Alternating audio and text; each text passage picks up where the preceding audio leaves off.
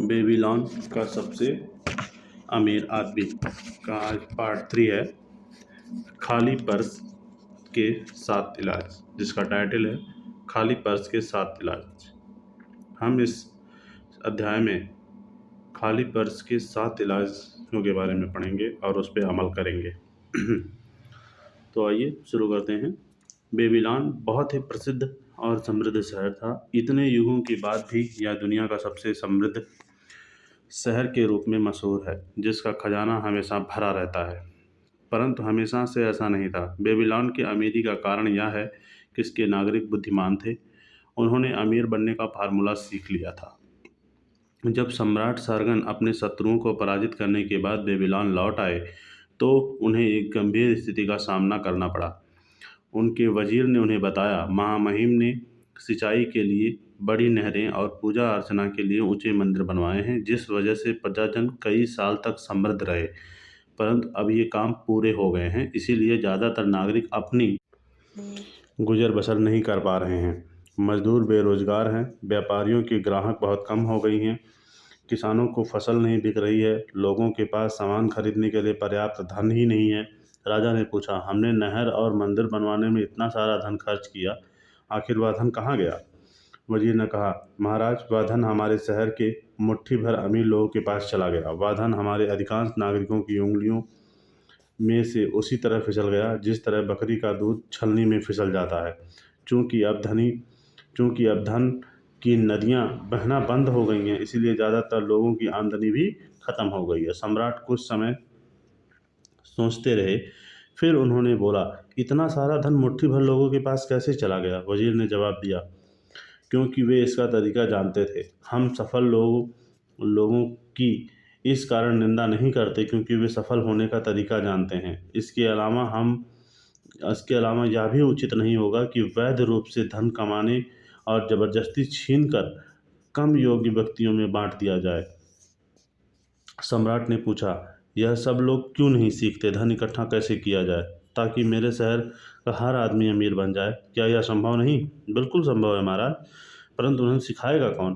पुरोहित और पुजारियों तो निश्चित रूप से ऐसा नहीं कर सकते, क्योंकि उन्होंने धन कमाने के बारे में रत्ती भर भी ज्ञान नहीं है। सम्राट ने पूछा, वजीर, दौलतमंद बनने का तरीका हमारे शहर में सबसे अच्छी तरह कौन जानता है? आपके सवाल में ही जवाब छिपा है महाराज। बेबीलोन में सबसे ज़्यादा दौलत किसके पास है? मेरे काबिल वजीर, तुमने बहुत अच्छी बात कही। अरकाद के सिवा और कौन हो सकता है? वह बेबीलोन का सबसे अमीर आदमी है। उसे कल मेरे सामने पेश करो। अगले दिन सम्राट के आदेशानुसार अरकाद उनके सामने उपस्थित हुआ। हालांकि उसकी उम्र 70 वर्ष हो चुकी थी, परंतु अब भी वह चुस्त और फुर्तीला था। सम्राट ने कहा, अरकाद, क्या यह सच है कि तुम बेबीलोन के सबसे अमीर आदमी हो? लोग ऐसा कहते हैं महामहिम, और कोई भी इसका विरोध नहीं करता है। तुम इतने दौलतमंद कैसे बने? उन अवसरों का लाभ लेकर जो हमारे श्रेष्ठ शहर के सभी नागरिकों के लिए उपलब्ध है। तुम्हारे पास शुरू में तो कुछ नहीं था, सिर्फ दौलत कमाने की प्रबल इच्छा थी, इसके अलावा और भी कुछ नहीं था। सम्राट ने आगे कहा, अरकाद, हमारे शहर की स्थिति बहुत गंभीर है। सिर्फ मुट्ठी भर लोग ही दौलत कमाने के तरीके को जानते हैं, इसीलिए धन पर उनका एकाधिकार हो गया है। जब हमारे अधिकांश नागरिक यह नहीं जानते कि वे अपने आमदनी में से बचत करके दौलतमंद कैसे बन सकते हैं, मैं चाहता हूँ कि बेबीलोन दुनिया का सबसे अमीर शहर बन जाए। इसीलिए इसमें बहुत से दौलतमंद लोग होने चाहिए। इसके लिए हमें सब लोगों को यह सिखाना होगा कि अमीर कैसे बना जाता है। मुझे बताओ अरकाद, क्या दौलतमंद बनने का कोई रहस्य या फार्मूला है? क्या इसे सीखा या सिखाया जा सकता है? महामहिम, जो एक व्यक्ति जानता है वह दूसरों को भी सिखाया जा सकता है। सम्राट की आंखों में चमक आ गई। अरकाद, तुमने वही शब्द बोल दिए जो मैं सुनना चाहता था। क्या तुम इस महान काम में अपना सहयोग दोगे? क्या तुम कुछ लोगों को सिखा सकते हो जो आगे चलकर दूसरों को सिखाएं, जब तक कि हम अपने शहर के हर नागरिक को अमीर बनाने का फार्मूला ना सिखा दें? अरकाद ने सिर झुकाकर कहा, मैं आपका विनम्र सेवक हूँ और आपके आदेश का पालन करूँगा। मेरे पास जितना भी ज्ञान है मैं उसे अपने साथी नागरिकों को बेहतरी और सम्राट की संतुष्टि के लिए खुशी खुशी दूंगा। अगर वजीर साहब मेरी कक्षा के लिए 100 लोगों का प्रबंध कर दें तो मैं उन्हें खाली पर्स के 7 इलाज बताऊंगा। कभी मेरा पर्स बेबीलोन का सबसे खाली पर्स था, परंतु मैंने इन 7 इलाजों से उसे मोटा कर दिया। 15 दिन बाद सम्राट के हुक्म से 100 लोग शिक्षण मंदिर में बड़े हॉल में एकत्रित हुए। एक अर्धवृत्त के आकार में बैठे थे। अरकाद एक छोटे से चबूतरे के पास बैठा था, जहाँ पे एक पवित्र दीपक जल रहा था, जिसमें से एक अजीब सी अच्छी अच्छी खुशबू आ रही थी। जब अरकाद उठा तो एक विद्यार्थी ने अपने पड़ोसी को कोहनी मारते हुए कहा, बेबीलोन का सबसे अमीर आदमी को तो देखो, परंतु वह भी कभी हम लोगों की तरह इंसान है। अरकाद ने बोलना शुरू किया, हमारे महान सम्राट के आज्ञाकारी सेवक के रूप में मैं आपके सामने खड़ा हूँ। चूँकि मैं कभी धन की प्रबल इच्छा रखने वाला गरीब युवक था, और चूँकि मैंने अपने ज्ञान के बदौलत प्रचुर दौलत हासिल की है, इसीलिए सम्राट चाहते हैं कि मैं आपको वह ज्ञान प्रदान करूं ताकि आप भी दौलतमंद बन सकें। मेरी जीवन यात्रा बहुत गरीबी से शुरू हुई थी। मेरे पास ऐसा कोई लाभ नहीं था जो आपके या बेबीलोन के बाकी नागरिकों के पास ना हो। उस समय मेरे पास बहुत पुराना पर्स था, वह हमेशा खाली रहता था और मुझे इस बात से बहुत चिढ़ होती थी। मैं चाहता था कि मेरा पर्स मोटा रहे और इसमें सोने के सिक्के खनखनाते रहें। इसीलिए मैं खाली पर्स के इलाज खोजने में जुट गया। मुझे कुल 7 इलाज मिले। आज मैं आप लोगों को खाली पर्स के 7 इलाज बताऊंगा। जो लोग बहुत दौलतमंद बनना चाहते हैं, उन्हें सलाह देता हूं कि वे इन इलाजों पर अमल करें। 7 दिनों तक हर दिन मैं आपको खाली पर्स के 7 इलाजों में से एक एक इलाज बताऊंगा। मेरी बात को ध्यान से सुनना, मेरे साथ बहस करें, आपस में चर्चा करें, ये सबक अच्छी तरह से सीख लें ताकि आप भी अपने पर्स में दौलत के बीज बो सकें। सबसे पहले तो आप इस ज्ञान के लाभ से उठाकर दौलतमंद बनना होगा। इसके बाद आप इस काबिल बनेंगे कि आप ये सबक दूसरों को सिखा सकें। मैं आपको पर्स मोटा करने के आसान तरीके सिखाऊंगा। यह दौलत के मंदिर की पहली सीढ़ी है। कोई भी आदमी बाकी सीढ़ियों तक तब तक नहीं चढ़ सकता जब तक वह इस पहली सीढ़ी पर दृढ़ता से कदम ना रख ले। अब हम पहले इलाज पर विचार करते हैं।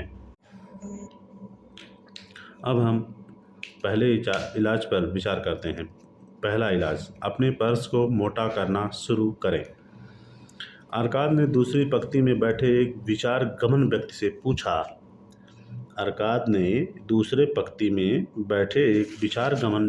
पूछा, मेरे प्रिय मित्र, आप क्या करते हो?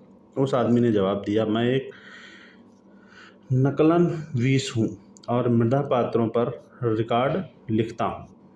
मैंने भी यहीं से शुरुआत की थी, इसीलिए आपके पास भी दौलतमंद बनने का उतना ही अवसर है जितना मेरे पास था।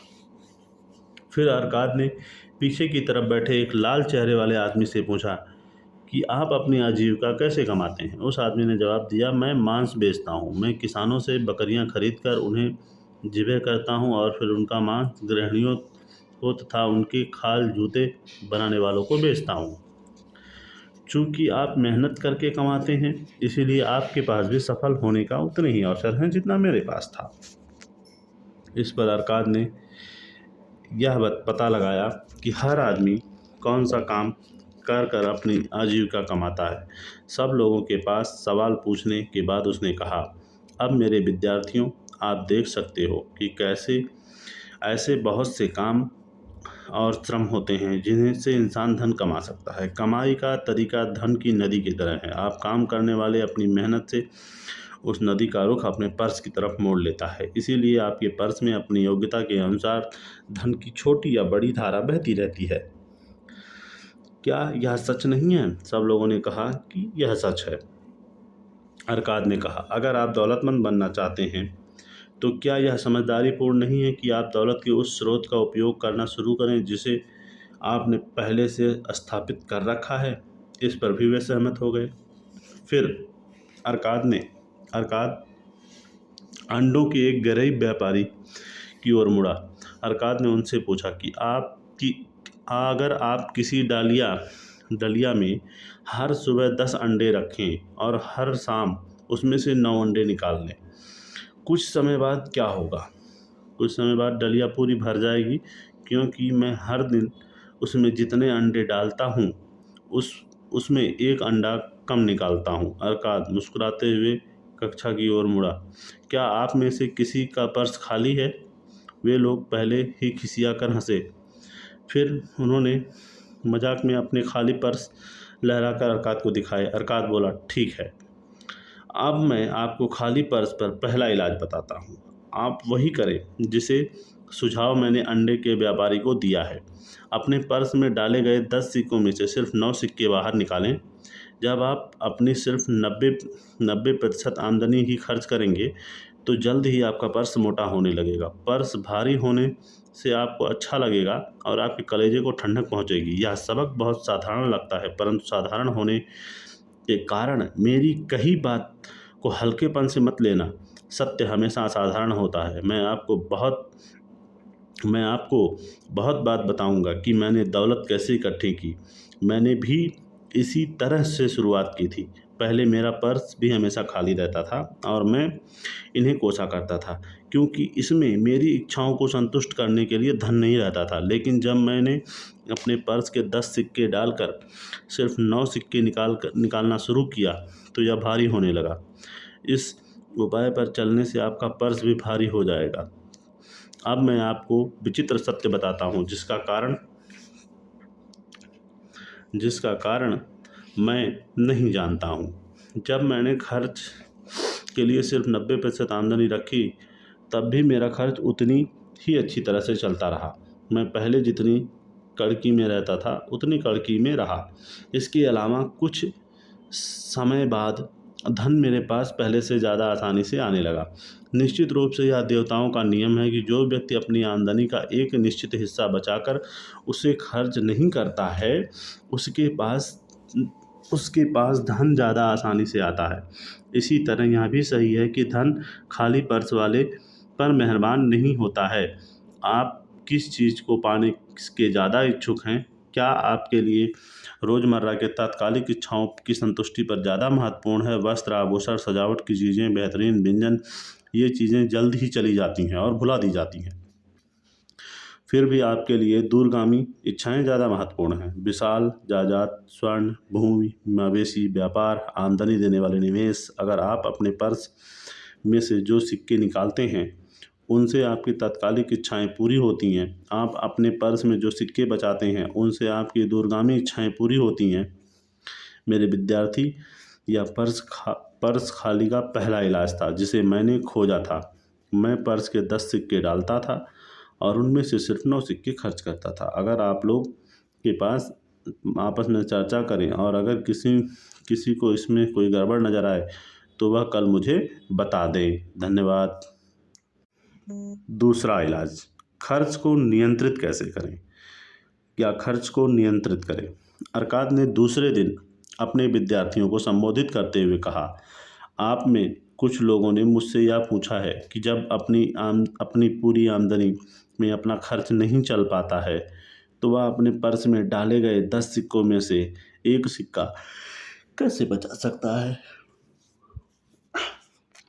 कल आप में कितनों के पर्स खाली थे? सब ने जवाब दिए, हम सबके। परंतु आपकी आमदनी समान नहीं है।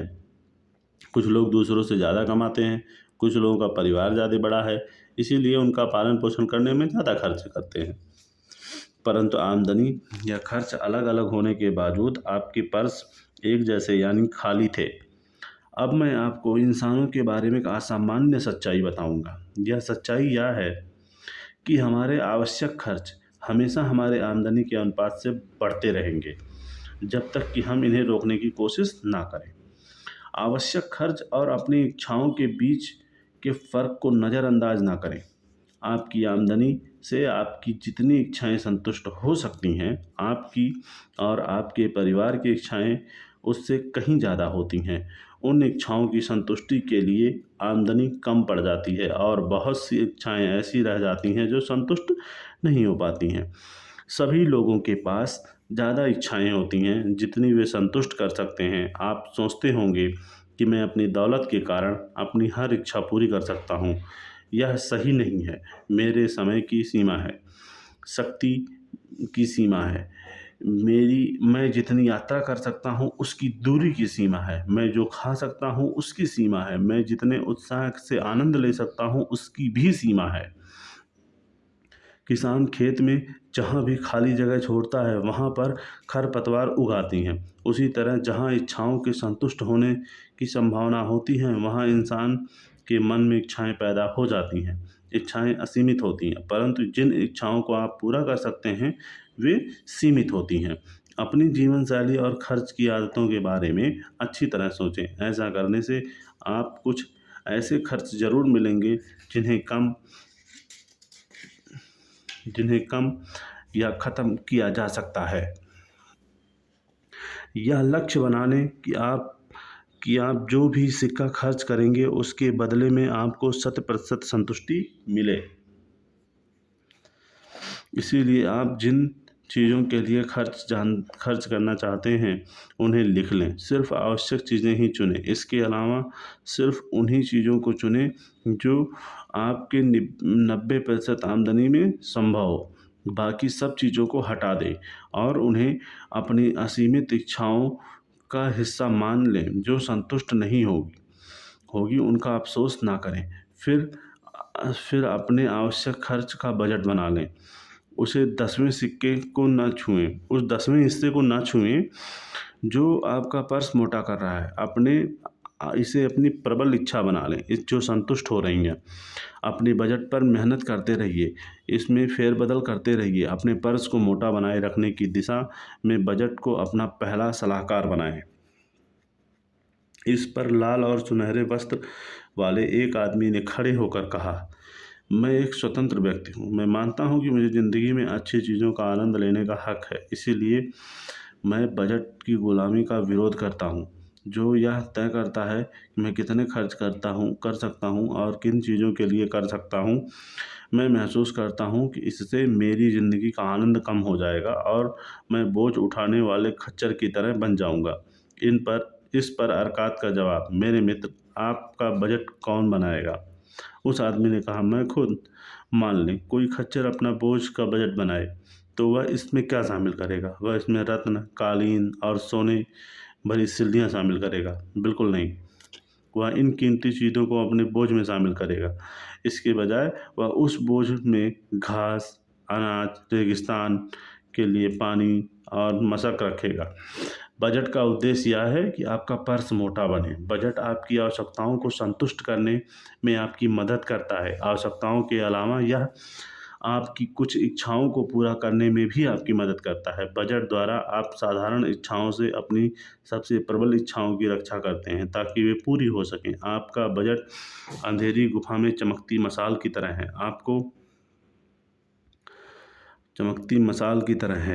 आपको आपके पर्स में कहाँ छेद हो रहे हैं यह उन छेदों को सिलने में भी आपकी मदद करता है।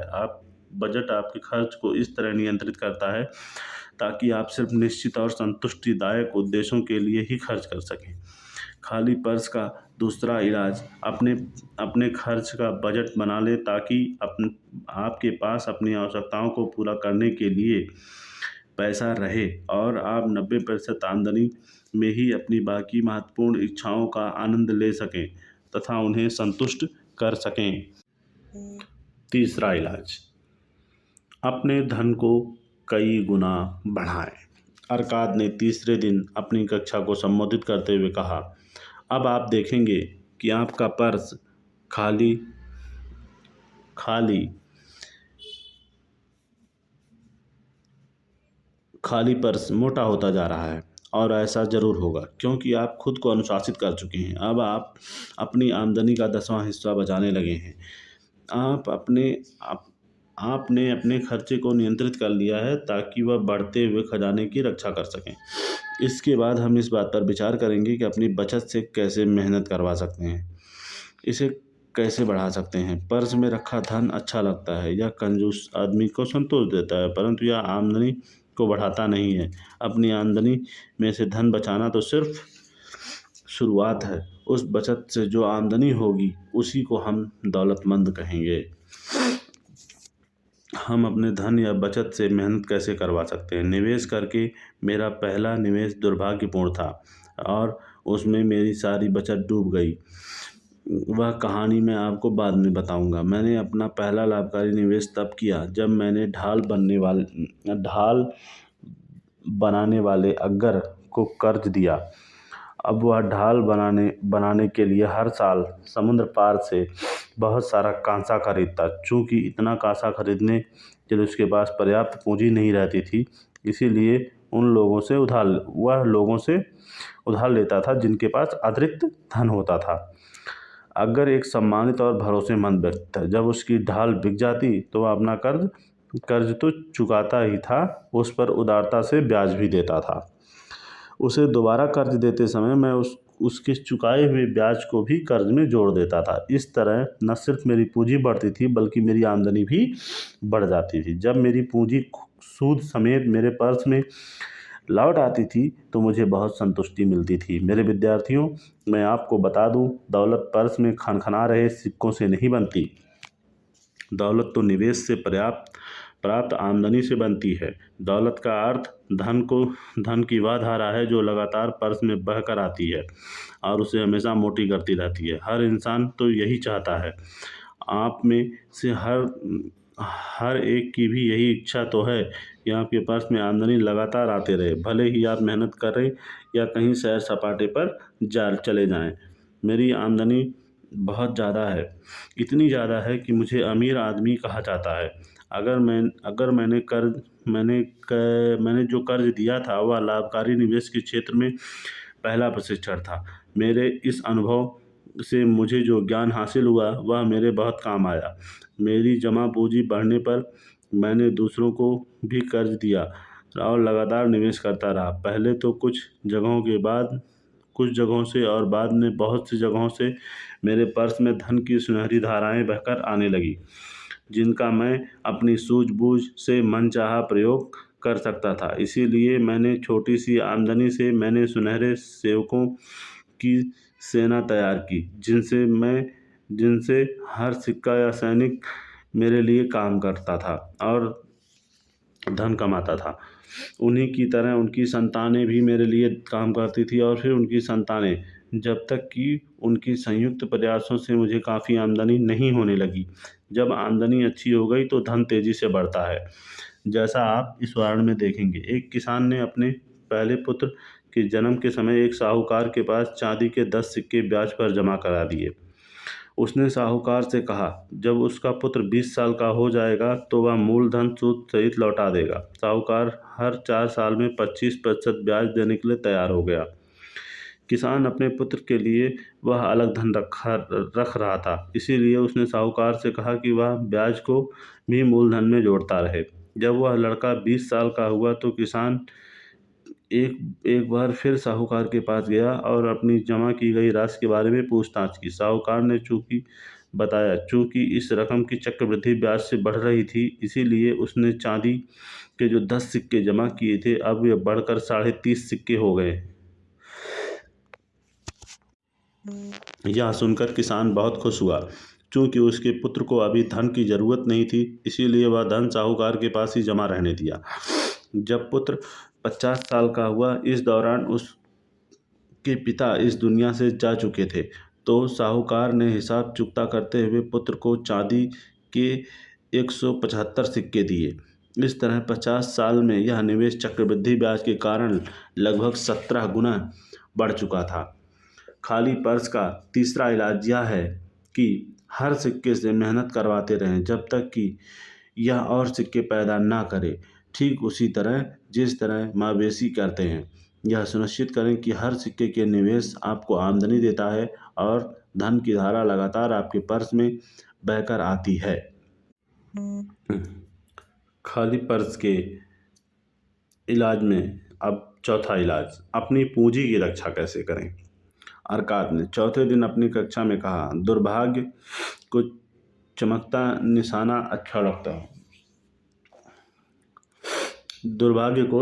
निशाना अच्छा लगता है, इसीलिए अपने पर्स में रखे धन की दृढ़ता से रक्षा करना चाहिए। अगर वह ऐसा नहीं करेगा तो धन आपके पास से चला जाएगा। इसीलिए समझदारी इसमें है कि हम पहले छोटी रकम को सुरक्षित करना सीखें, तभी देवताओं को यह विश्वास होगा कि हम बड़ी रकम को सुरक्षित रख पाएंगे। जिसके पास धन होता है उनके पास बहुत से प्रलोभन आते हैं।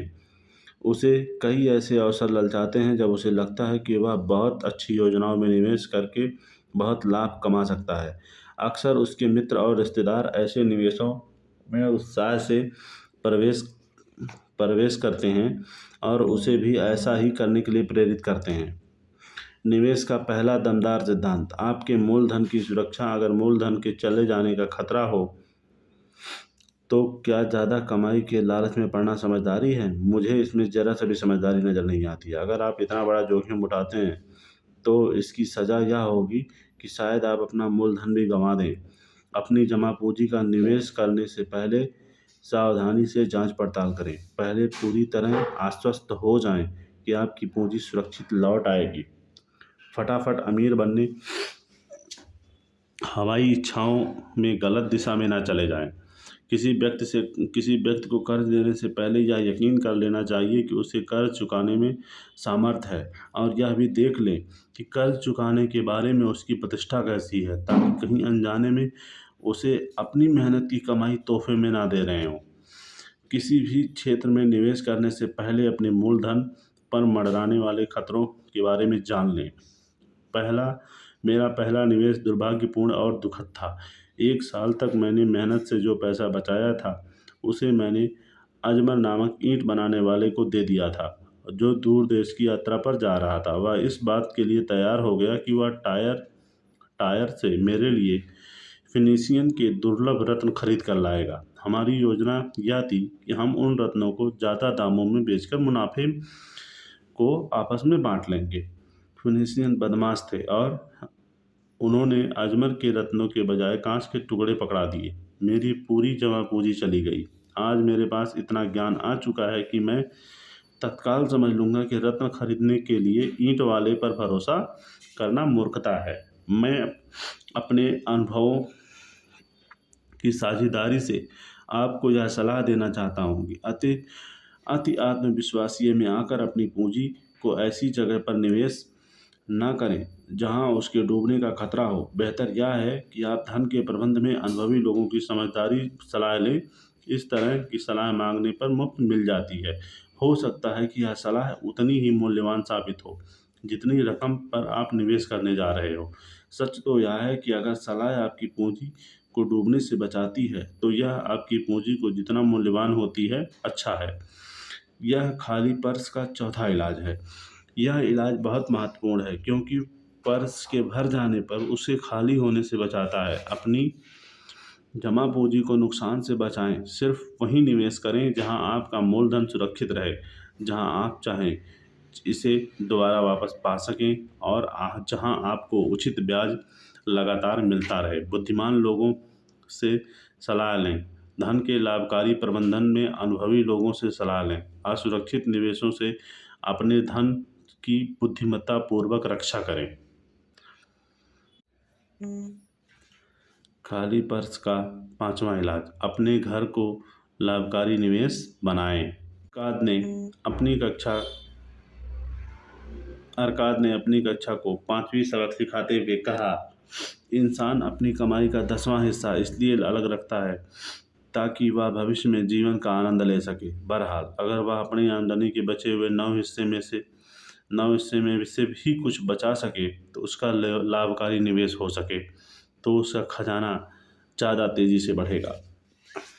बेबीलोन के बहुत से लोग अपने परिवारों के साथ किराए के मकानों में रहते हैं। हालांकि उनके आसपास का माहौल अच्छा नहीं रहता है। वे हर महीने किराए के रूप में मकान मालिक को बहुत सा धन देते हैं। अक्सर उनके मकान बाग बगीचों के लिए जगह नहीं होती। उनकी पत्तियां पेड़ पौधे नहीं लग पाते जिनसे हर औरत को खुशी मिलती है। उन मकानों में बच्चों को खेलने के लिए कोई जगह नहीं होती, इसीलिए वे गंदी गलियों में खेलते रहते हैं। किसी भी व्यक्ति का परिवार तब तक ज़िंदगी का पूरा आनंद नहीं ले सकता जब तक कि उसके मकान इतनी जगह ना हो कि उसके बच्चे साफ सुथरी धरती पर खेल सकें और उसकी पत्नी न सिर्फ सुंदर फूल उगा सके बल्कि परिवार को खिलाने के लिए एक अच्छी सब्जी भी उगा सके। अपने पेड़ों के अंजीर अपने पेड़ों के अंजीर और अंगूर खाकर हर इंसान खुश होता है। अपने घर का स्वामी बनने से उसको गर्व का एहसास होता है। इससे उसका आत्मविश्वास बढ़ता है और वह अपने सभी प्रयासों से ज़्यादा मेहनत करता है। इसीलिए मैं यह सलाह देता हूँ कि हर आदमी के पास अपना खुद का मकान होना चाहिए, जिससे वह और उसका परिवार रह सके।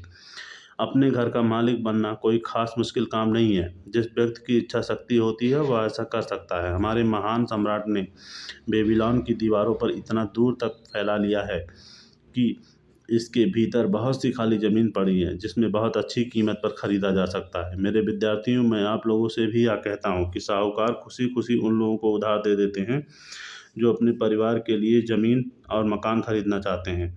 इस नेक काम के लिए आपको रकम आसानी से उधार मिल जाएगी।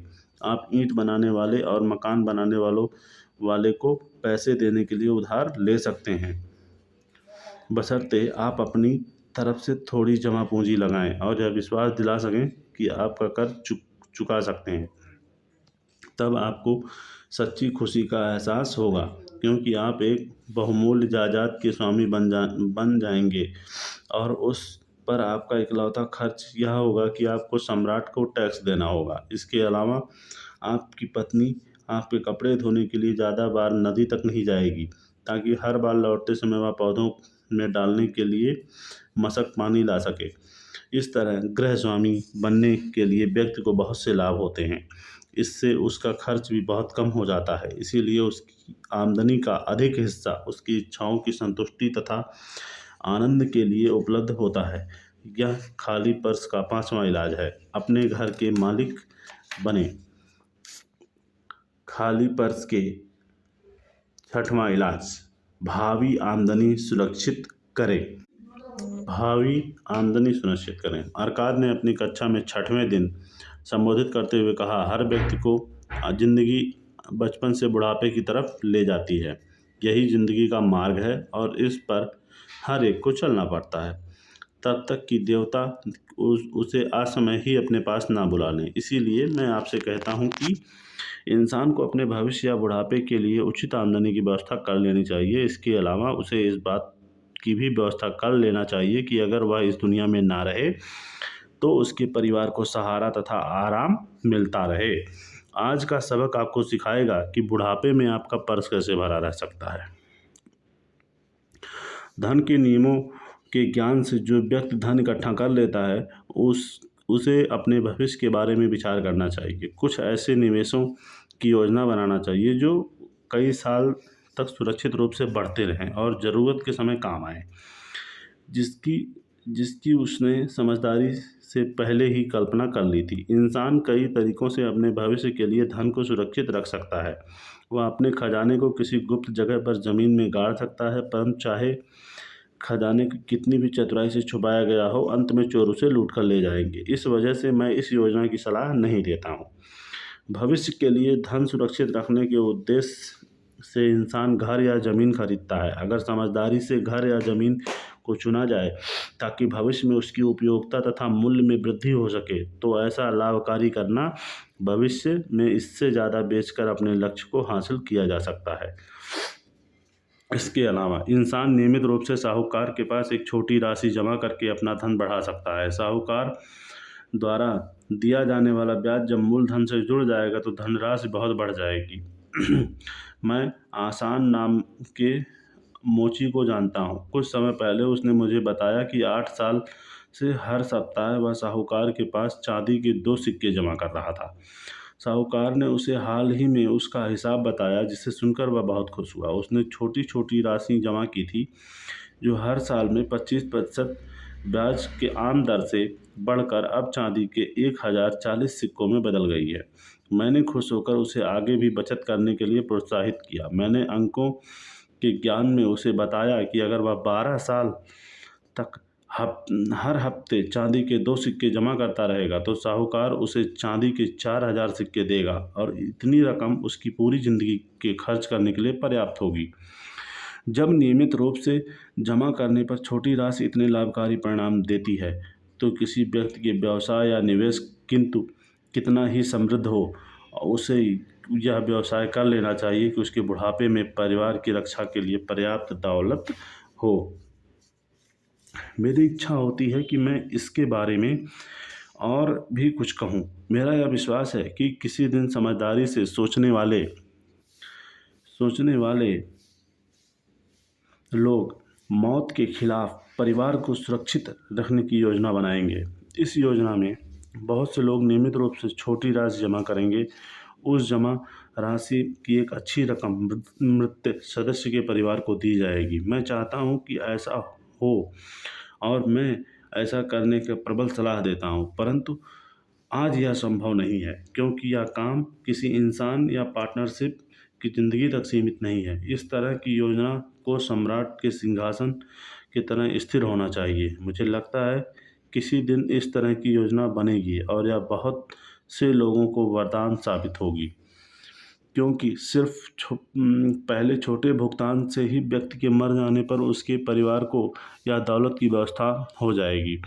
परंतु चूंकि हमारे समय में इस तरह की योजना नहीं है और हमारे जीवन काल में ऐसी योजना होगी भी नहीं, इसीलिए हमें अपने संसाधनों का लाभ उठाकर अपने लक्ष्य को हासिल करने और दूसरे तरीके से खोजना चाहिए।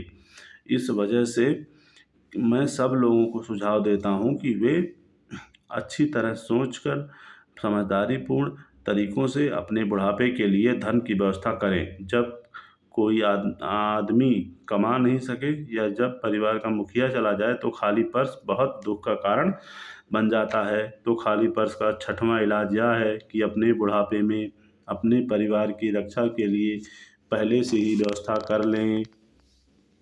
खाली पर्स का सातवां इलाज, अपनी आमदनी की क्षमता बढ़ाएं। आज अरकात का 7वां दिन है। अपनी कक्षा को संबोधित करते हुए कहा, मेरे विद्यार्थियों, आज मैं आपको खाली पर्स के एक सटीक उपचार बताने जा रहा हूँ। परंतु आज मैं धन के बारे में नहीं बल्कि आपके बारे में बात करूँगा, जो अलग रंगों के कपड़ों में रंग में सामने बैठे हैं। मैं इंसान के दिमाग और ज़िंदगी की उन चीज़ों के बारे में बातें करूँगा जो उनकी सफलता के समर्थन का विरोध में काम करती हैं। कुछ समय पहले ये युवक मेरे पास उधार मांगने आया। जब मैंने उससे पूछा कि इसकी ज़रूरत क्यों पड़ी, तो उसने जवाब दिया कि उसे के खर्च उसकी आमदनी से ज़्यादा हैं। इस पर मैंने उससे कहा कि ऐसी स्थिति में कोई भी साहूकार उसे कर्ज नहीं देगा जब तक कि उसके पास अतिरिक्त धन कमाने की क्षमता ना हो जिससे वह अपना कर्ज चुका सके। ने उसे कहा, तुम्हें अपनी आमदनी बढ़ाना चाहिए। कमाने की अपनी क्षमता को बढ़ाने के लिए तुमने क्या किया? युवक ने कहा, मैं वह सब किया जो मैं कर सकता हूँ। 2 महीने में 6 बार मैंने अपने मालिक के पास जाकर अपनी तनख्वाह बढ़ाने का आग्रह किया, परंतु मुझे सफलता नहीं मिली। कोई व्यक्ति इससे ज़्यादा बार यह अनुरोध नहीं कर सकता। हम उसके भोलेपन में हंस सकते हैं, परंतु उस युवक में आमदनी को बढ़ाने के लिए आवश्यक एक महत्वपूर्ण गुण था। उसमें ज़्यादा कमाने की प्रबल इच्छा थी, जो बहुत उचित और सराहनीय है। उपलब्धि से पहले उसकी इच्छा होना चाहिए। आपकी इच्छाएं प्रबल और निश्चित होनी चाहिए। सामान्य इच्छाएं सिर्फ कमज़ोर चाहत होती हैं। अगर किसी इंसान को सिर्फ अमीर बनने की चाहत है तो उसे कोई फ़ायदा नहीं होगा, परंतु जिस आदमी में 5 स्वर्ण मुद्राएं कमाने की इच्छा है, उसकी इच्छा शक्ति और वह इसे पूरा कर सकता है। जब वह इसे हासिल करने के लिए लक्ष्य शक्ति का प्रयोग करेगा और सफल हो जाएगा, तो अगली बार वह 10 स्वर्ण मुद्राएं कमाने के लिए उन्हीं तरीकों का प्रयोग कर सकता है, फिर 20 मुद्राओं के लिए और बाद में 1000 मुद्राओं के लिए। एक बार देखते ही देखते वह अमीर बन जाएगा। अब अपनी एक निश्चित छोटी इच्छा को पूरी करना सीखकर उसने बड़ी इच्छा पूरी करने का प्रशिक्षण पा लिया है। इस प्रक्रिया से दौलत हासिल की जाती है, पहले छोटी राशि, फिर उससे बड़ी राशि, जब तक कि इंसान सीखकर ज़्यादा सक्षम नहीं बन जाता। इच्छाएं आसान और निश्चित होना चाहिए। अगर वे बहुत ज़्यादा या बहुत जटिल हों या ऐसी हों